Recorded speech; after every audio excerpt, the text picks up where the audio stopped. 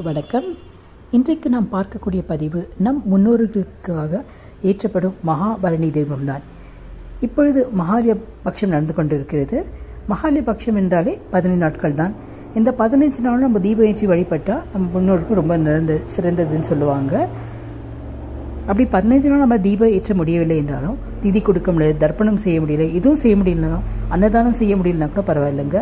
அதாவது இந்த பரணி நட்சத்திரத்தில் வரும் இல்லைங்கன்னா அன்னைக்கு மகா பரணி தீபம்னு சொல்லுவாங்கல்ல, அன்னைக்கு நம்ம தீபம் ஏற்றிட்டா நம்ம முன்னோர்களுக்கு நல்லதுன்னு சொல்லுவாங்க. அதே போல் யமதர்மராஜாக்கு ஏற்றப்படும் இந்த தீபம் மிகவும் சிறந்தது. எப்பேற்பட்ட குடும்பத்தில் இருக்கும் பித்ருதோஷமும் போயிடும் சொல்லுவாங்க. பித்ரு சாபம் கோபம் இருந்தாலும் நிச்சயமாக சரியாக என்று ஐதீகம் இருக்குங்க. அப்படிப்பட்ட பரணி நட்சத்திரம் எந்த நாள் வருது, எந்த நேரத்தில் வருது, வீட்டில் பூஜை செய்கிறவங்க எந்த நேரத்தில் செய்யலாம், அந்த எல்லா வழிமுறையும் நம்ம பார்க்கலாங்க. குறிப்பாக 3 நட்சத்திரக்காரங்க இந்த பூஜை செய்தால் ரொம்ப ரொம்ப சிறந்ததுன்னு சொல்லுவாங்க. மகாபரணி நாள் என்ன, கருட புராணத்தின்படி நம்முடைய ஆன்மாக்கள் அனுபவிக்கக்கூடிய 28 விதமான தண்டனையிலிருந்து நம்மையும் நம் முன்னோர்களையும் காக்கக்கூடிய வல்லமை கொண்ட பித்ருதோஷ வழிபாடுங்க. இந்த மகாபரணி நாளில் நம்ம முன்னோர்களுக்கு, அதாவது பித்ருகளுக்கு ஏற்றக்கூடிய பூஜைனால மிக மிக சிறந்தது. அன்னைக்கு நம்ம முன்னோர்கள் நினச்சிட்டு நம்ம என்ன நினச்சாலும், நம்ம என்ன வேண்டிக்கிட்டாலும் கண்டிப்பாக அவங்க நம்மளை காப்பாற்றுவாங்க. எல்லா தீய சக்தியிலேருந்து நம்மளை காப்பாற்றி நல்வழியில் நடத்தி செல்வாங்க. நம்ம வேண்டிய அத்தனையும் நிறைவேற்றுவாங்கன்னு சொல்லுவாங்க. நிறைய பேர் ஆசை வச்சுருப்பாங்க, இது ஆசை வச்சுருப்பாங்க, அவங்க இறந்துடுவாங்க. அந்த மாதிரி ஆட்கள் கூட நம்ம திரும்பி அவங்ககிட்ட வேண்டிக்கணும்னா கண்டிப்பாக அந்த ஆசையை அவங்க நிறைவேற்றி வைக்குவாங்க. நம்மளோட முன்னோரில் நம்ம விஸ்வ தேவர்கள்னு சொல்லுவாங்க. இந்த பரணி நட்சத்திரத்துக்கு ஏன் இவ்வளோ ஒரு இம்பார்ட்டன்ஸ் பார்த்தீங்கன்னா, பித்ருக்களின் காவல் தெய்வம் யமதர்மராஜாவை இருக்க ஒரு பூஜை செய்து நம்ம எங்கேருந்து பூஜை செய்தாலும் சரிங்க, வீட்டிலேருந்து செய்தாலும் இது, கோவிலில் செய்தாலும் சரி, நம்ம கயா காசிக்கு சென்று நம்ம என்ன மாதிரி பூஜை செய்வோம் அந்த பலன் அதே பலன் நம்மளுக்கு கிடைக்கும்னு சொல்லுவாங்க. அதே போல் அன்றைக்கி நம்ம அவங்களுக்கு தர்ப்பணம் கொடுத்தா ரொம்ப ரொம்ப ரொம்ப சிறந்தது, கோடி புண்ணியம்னு சொல்லுவாங்க. உலகத்தில் அனைவருக்குமே இறைவனோட நம்பிக்கை ஜாஸ்தி இருக்கும், கடவுள் ரொம்ப நம்புவாங்க, பூஜை செய்வாங்க. அதே போல் தான் நம்ம பித்ருக்களுக்கும் தேவதர்களுக்கும் நம்ம பூஜை செய்யணும்னு சொல்லுவாங்க. செய்யணும், இந்த நம்பிக்கை, அந்த மனசு நம்மளுக்கு இருக்கணும். அந்த கர்மாக்கள் செய்யக்கூடிய மனசு நம்ம கண்டிப்பாக அன்றைக்கி நம்ம செய்யணுங்க.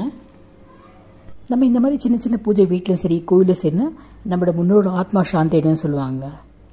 இந்த மாதிரி நம்ம பூஜை செய்யற நம்மளும் நம்மளோட சந்ததிகள் 7 தலைமுறைக்கும் அந்த புண்ணியம் சேரும்னு சொல்லுவாங்க. நம்ம மகாபரணி நாள் எந்த நட்சத்திரத்தில் எந்த நேரத்தில் பார்க்கலாங்க. 11/9/2025 வியாழக்கிழமைங்க மாலை 6:09 முதல் 12/9/2025 வெள்ளிக்கிழமை மாலை 4 மணி வரைக்கும் இந்த பரணி பூஜையை விமரிசையாக நம்ம செய்யலாங்க.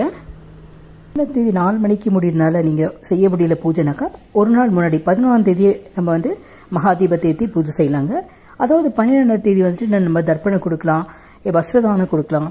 அதே போல் நிறைய பேருக்கு அன்னதானம் கொடுத்தா கூட ரொம்ப ரொம்ப நல்லதுங்க. நம்ம முன்னோர்கள் நினச்சி அவங்க என்னென்ன விரும்பி சாப்பிடுவாங்களோ அதே அந்த பக்ஷணத்தில் கூட அவங்க சாப்பிடக்கூடிய என்னென்ன பக்ஷணம் சாப்பிடுவாங்களோ அது எல்லாத்தையும் கூட நம்ம தானமாக கொடுக்கலாம். இல்லைன்னா கூட ஒரு அனாதாசிரமத்துக்கு எடுத்து போய் கொடுத்தா கூட ரொம்ப ரொம்ப சிறந்ததுங்க. இந்த மகாபரணி தீபத்துக்கே யம தீபம் என்று பேருங்க. இந்த மகாபரணி தீபத்தோட்டு சாயங்காலம் 6 மணிக்கு மேலே தான் ஏற்றணும்னு சொல்லுவாங்க, அதுக்கு முன்னாடி ஏற்றக்கூடாதுன்னு சொல்லுவாங்க. இந்த தீபத்தை நம்ம வீட்டுக்குள்ளே பொருத்தக்கூடாதுன்னு சொல்லுவாங்கங்க. அது நம்ம வீட்டுக்கு வாசப்படிக்கு வெளியே தான் வச்சு பொருத்தணுவாங்க. கொஞ்சம் உயரமான ஒரு செங்கல் வச்சு கூட நம்ம இந்த தீபத்தை பொருந்தா நல்லதுன்னு சொல்லுவாங்க. கீழே வைக்கிட்டுனா அவருக்கு மரியாதை செய்கிற மாதிரி ஒரு செங்கலோ இல்லை ஒரு டப்பாவோ ஏதாச்சும் அது மேலே வச்சுட்டு நம்ம தீபத்தை வச்சு பொருத்தினா ரொம்ப நல்லதுங்க. நம்ம இந்த தீபம் எதிர்த்து அகல் விளக்கு ரொம்ப ரொம்ப சிறந்ததுங்க. நம்ம அகல் விளக்கு வீட்டில் இருந்தால் அதை கூட நல்லா கழுவிட்டு மஞ்சள் வச்சு குங்குமம் வச்சு இல்லை சந்தனம் வைக்கணும்னா சந்தனம் வைக்கலாங்க, வச்சு நம்ம பூஜை செய்யறது நல்லது. கூடவே நம்ம எண்ணெய் 5 விதமான எண்ணெய்கள் கிடைக்குங்க, அந்த 5 விதமான எண்ணெய்கள் வச்சு பூஜை செய்தாலும் நல்லது. அப்படி அது முடியலனாக்கா நம்ம வீட்டில் இருக்கக்கூடிய எந்த எண்ணெய் இருந்தாலும் சரி, விளக்கு எண்ணெய் இருந்தாலும் சரி, நீங்கள் எந்த எண்ணெய் யூஸ் பண்ணி அது யூஸ் பண்ணலாம். அதே போல் நீங்கள் நெய் யூஸ் பண்ணாலும் ரொம்ப ரொம்ப நல்லதுங்க. தெய்வத்துக்கெல்லாம் பூஜை செய்யும் போது விளக்கேற்றும் போதெல்லாம் முன்னாடி நின்று விளக்கேற்றி நம்ம வேண்டுவோம். ஆனால் இந்த விளக்கேற்றும் மகாலய தீபம் ஏற்றும்போது மற்றும் விளக்குக்கு பின்னாடி இருந்து ஏற்றணும். அதே போல் அந்த பூஜை பண்ணும்போது ஒரு அட்லீஸ்ட் அந்த விளக்கு ஒரு ஹவராச்சும் ஏறினுங்க. அந்த மாதிரி பூஜை செய்யும்போது யாராச்சும் குழந்தைங்களாகட்டும் பெரியவங்களாகட்டும் யாரும் உள்ளே போகிறதும் வெளியே வர்றதும் செய்யக்கூடாதுன்னு சொல்லுவாங்க. நம்ம ஒரு முன்னோர்களுக்காக ஒதுக்கணும், யம தர்மத்துக்காக ஏற்றணும் ஒதுக்கணும் சொல்லுவாங்க. அந்த 1 மணி நேரம் மட்டும் நம்ம மனசில் என்னெல்லாம் இருக்கோ அதெல்லாம் கண்டிப்பாக வேண்டிக்கணும்னு சொல்லுவாங்க. அந்த தீபம் ஏற்றும் வந்து ஒரு சின்ன ஒரு மந்திரம் சொல்லாங்க. ஓம் யம தர்மராஜாவே போற்றி, ஓம் யம தர்மராஜாவே போற்றின்னு அட்லீஸ்ட் நம்மள ஒரு 11 முறை சொன்னால் ஒரு போதுமானது. இல்லை உங்களுக்கு டைம் இருக்குதுன்னா ஒரு 108 முறை சொன்னால் ரொம்ப ரொம்ப கால சிறந்தது. இந்த தீபத்தை யாரெல்லாம் ஏற்றலான்னு பார்த்தா பெண்கள் கண்டிப்பாக ஏற்றலாங்க. அப்படி இன்கேஸ் அவங்களால தவிர்க்க முடியாத நாளாக இருந்தாக்கா ஆண்கள் ஏற்றுறது ரொம்ப ரொம்ப நல்லது.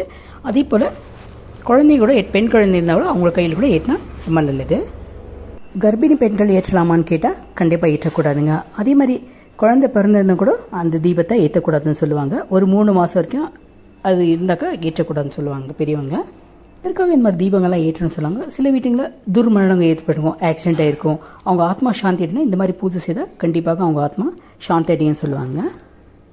சில பேருக்கு நம்ம முன்னோர்கள் இறந்த நாள் தெரியாது, திதி தெரியாதுன்றவங்க கூட இந்த நாளில் பூஜை செய்தால் ரொம்ப நல்லதுங்க. சில பேர்லாம் இந்த மாதிரி யம தீபத்தை பற்றி எங்களுக்கு தெரியாது, இவ்வளோ காலம் நான் ஏற்றுந்தே கிடையாது, இப்போ நான் ஏற்றலாமான்னு கேட்டால் கண்டிப்பாக ஏற்றலாங்க. இந்த மாதிரி நம்ம பூஜை செய்யறதுனால துர்மரணங்கள் ஏற்படாது. அதே போல் நம்ம பித்ருக்கள் சாபமெல்லாம் போக்குன்னு சொல்லுவாங்க. எல்லாமே நல்லதாகவே அமையும் சொல்லுவாங்க. அதனால இந்த மாதிரி பூஜையை கண்டிப்பாக நம்மளால் யாரெல்லாம் பண்ண முடியும் கண்டிப்பாக செய்யணுங்க. இதுக்கு ஒன்று அதிகமாக செலவு செய்ய தேவையில்லை. ஒரு அகல் விளக்கு போதுமானது, கொஞ்சம் போல் எண்ணெய், அதுக்கு ஒரு சூடம் கற்பூரம் இருந்தால் கூட போதுங்க. அதாவது நான் 3 நட்சத்திரக்காரன் ரொம்ப இம்பார்ட்டண்ட்டாக செய்யணும்னு சொன்னேன் இல்லைங்கன்னா, அதாவது யாருன்னாக்கா பரணி நட்சத்திரம் உள்ளவங்க பண்ணுங்க, அதே போல் மகம் நட்சத்திரம் உள்ளவங்க பண்ணும், சதயம் நட்சத்திரம்னு சொன்னாங்களே அந்த 3 நட்சத்திரக்காரங்க செய்தால் அவங்களுக்கு ரொம்ப ரொம்ப சிறந்தது. கண்டிப்பாக செய்தே செய்யணும்னு சொல்லுவாங்க. இப்படி பூஜை செய்ததுனால அவங்களுக்கு அதி சிறந்த பலன்கள் கிடைக்குங்க. தீபத்துக்கு இருக்கக்கூடிய எண்ணெய், தீபம் எல்லாமே பூக்கள் எல்லாமே பூஜை செய்துட்டு மறுநாள் காலை நம்ம யாருமே கால்படாத இடத்துல வச்சிடணுங்க. அதே போல் அந்த விளக்கை நம்ம குளிர்விக்கக்கூடாது, தன்னால் குளிரணும். வீட்டுக்குள்ளே தயவுசெய்து எடுத்துகிட்டு போகக்கூடாது. அந்த ஒரு அகல் விளக்கன்ட்டு ஏதோ மரத்துக்கிட்ட வச்சிடலாம், கோவில்கிட்ட வச்சிடலாம். அப்படி இல்லைன்னா கூட ஏதோ ஆறு குளம் இருந்தால் கூட அதில் நம்ம விட்டாலும் ரொம்ப நல்லது. அப்படி எதுவுமே கிடைக்கலனாக்கா நீங்கள் யாருமே கால்படாத இடத்துல வச்சிட்டிங்கன்னா ரொம்ப நல்லதுங்க. இந்த பிரதியை பார்த்த அனைவருக்குமே நம்மளோட முன்னோட ஆசீர்வாதம் நிறைவாக கிடைக்கட்டும். எல்லோரும் சந்தோஷமாக, கௌரவமாக, நிம்மதியாக, பேருடன் புகழுடன் எல்லாரும் இருக்கணும்னு வேண்டிக்கிறேன். நன்றி, வணக்கம்.